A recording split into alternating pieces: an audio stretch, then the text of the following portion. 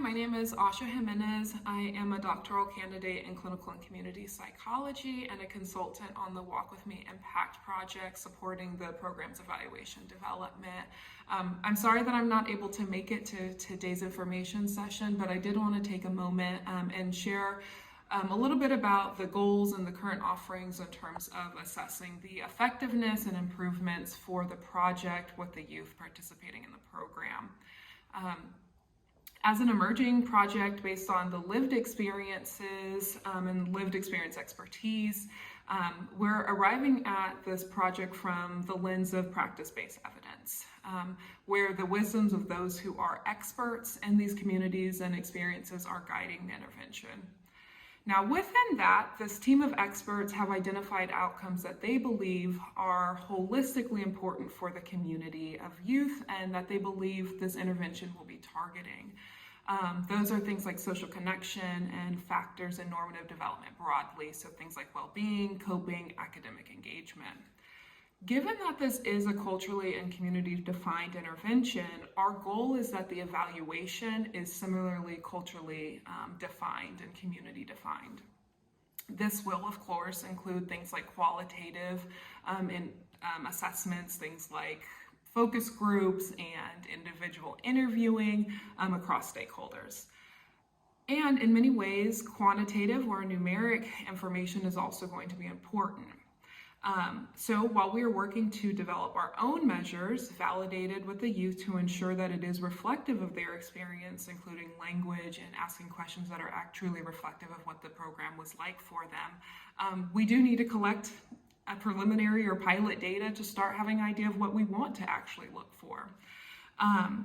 So these measures we have assembled and are included in the appendix of the Facilitators Guide, and they are outlined about how they are meant to target each of the core outcomes of the program. These measures were selected particularly with this program in mind. They are selected for brevity. They are selected because they have been previously validated on at-risk youth, and they have been selected because they are free and available online for download by every individual who has access to the internet. So while the researcher in me would love to gather all of the data possible, I know that that's not necessarily feasible across every individual who's going to be using this program. So at this stage of the project, it's designed for you to select the measures that are most easily incorporated into the project for you and the youth that you're working with. We do hope that those who are using the program will use the preferred measures that are within each of the outcomes that they, on the last slide, have little stars next to them in terms of what's the ones that we would like for you to use. But at the same time, we are offering the flexibility for you to select the measures that would be most helpful and you find to be most pertinent to the youth that you're working with. Within the Facilitators Guide, there's also additional information in terms of time points for administration, with the goal of at least getting pre- and post-intervention data from participants on their perceptions of their individual youth participating, particularly on our outcomes of interest.